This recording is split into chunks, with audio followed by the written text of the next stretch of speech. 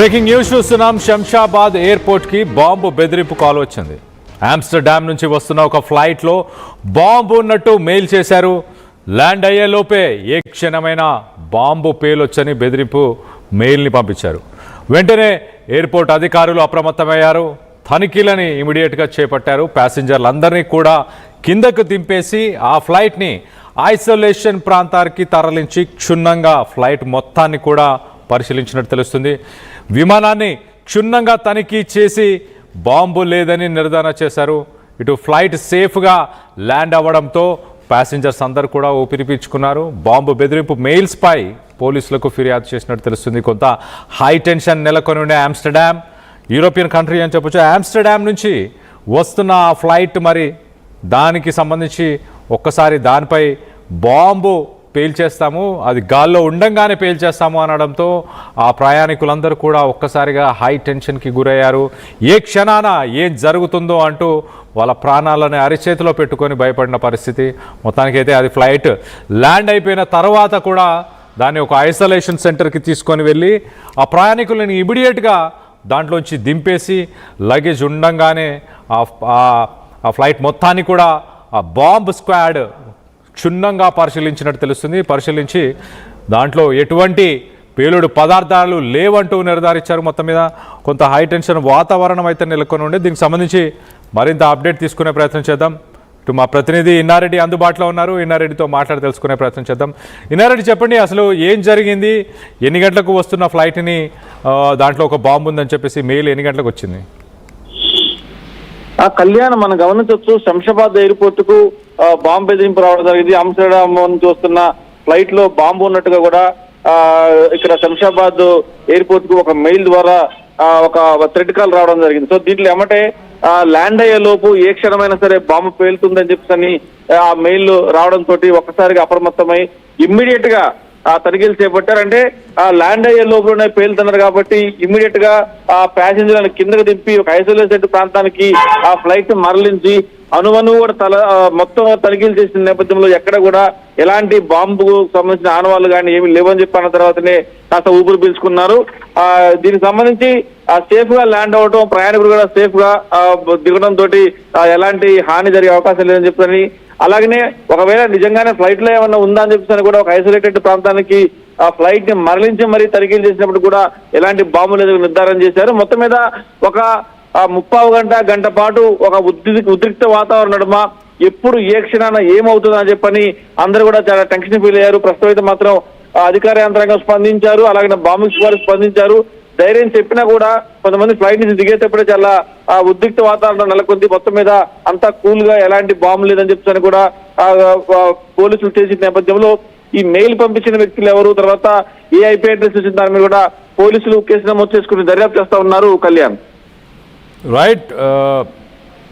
Right Inna Reddy, గతంలో కూడా ఎలాంటి బాంబు బెదిరింపు మెయిల్స్ కాల్స్ వచ్చాయి. అసలు ఎవరు చేస్తారు సాధారణంగా ఈ ఫ్లైట్స్ని ఎందుకు టార్గెట్ చేస్తారు? పర్టికులర్గా ఈ కంట్రీ నుంచి వచ్చే ఫ్లైట్ కానీ లేకపోతే ఇతర దేశాల నుంచి పర్టికులర్ ఫ్లైట్లోనే ఈ బాంబు ఉంది అంటూ కూడా ఆ మెయిల్స్ చేసే వ్యక్తులు ఎవరై ఉండొచ్చు?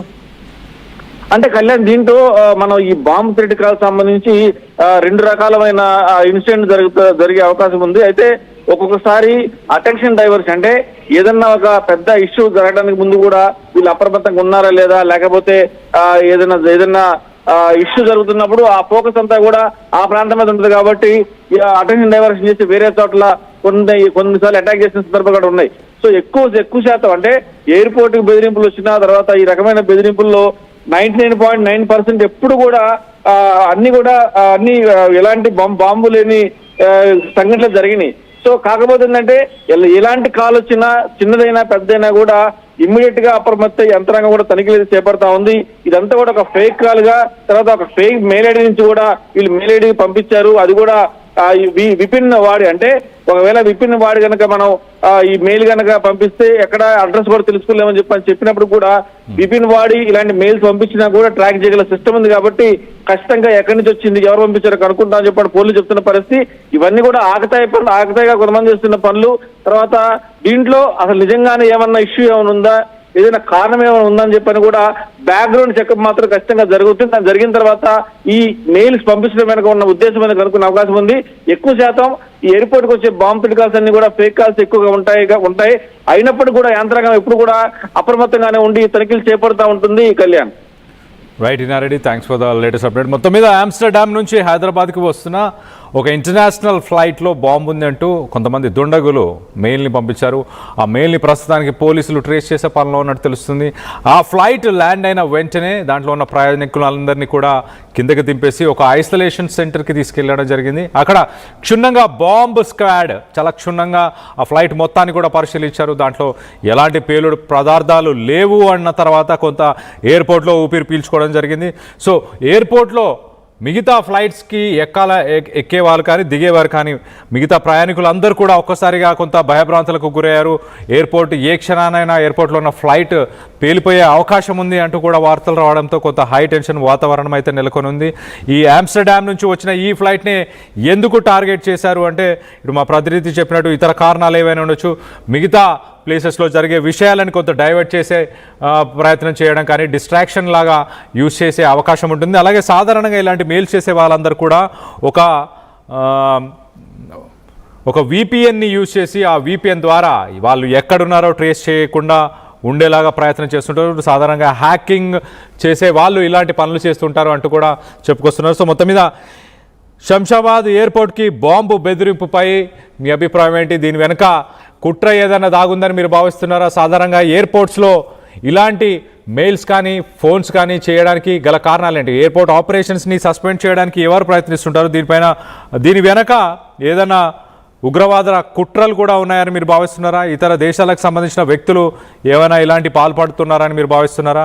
మీ అభిప్రాయాలు ఏంటనేది కింద కామెంట్ రూపంలో తెలియపరచండి.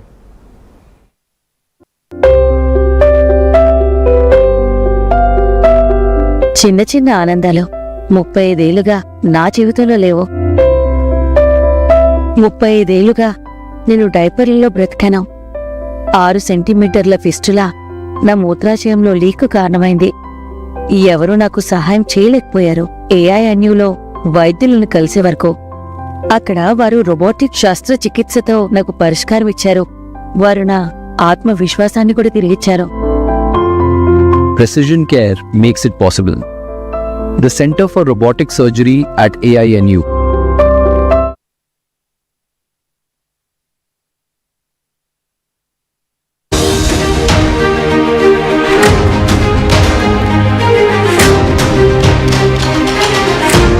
బ్రేకింగ్ న్యూస్ చూస్తున్నాం. శంషాబాద్ ఎయిర్పోర్ట్కి బాంబు బెదిరింపు కాల్ వచ్చింది. ఆమ్స్టర్డామ్ నుంచి వస్తున్న ఒక ఫ్లైట్లో బాంబు ఉన్నట్టు మెయిల్ చేశారు. ల్యాండ్ అయ్యేలోపే ఏ క్షణమైనా బాంబు పేలొచ్చని బెదిరింపు మెయిల్ని పంపించారు. వెంటనే ఎయిర్పోర్ట్ అధికారులు అప్రమత్తమయ్యారు. తనిఖీలని ఇమీడియట్గా చేపట్టారు. ప్యాసింజర్లందరినీ కూడా కిందకు దింపేసి ఆ ఫ్లైట్ని ఐసోలేషన్ ప్రాంతానికి తరలించి క్షుణ్ణంగా ఫ్లైట్ మొత్తాన్ని కూడా పరిశీలించినట్టు తెలుస్తుంది. విమానాన్ని క్షుణ్ణంగా తనిఖీ చేసి బాంబు లేదని నిర్ధారణ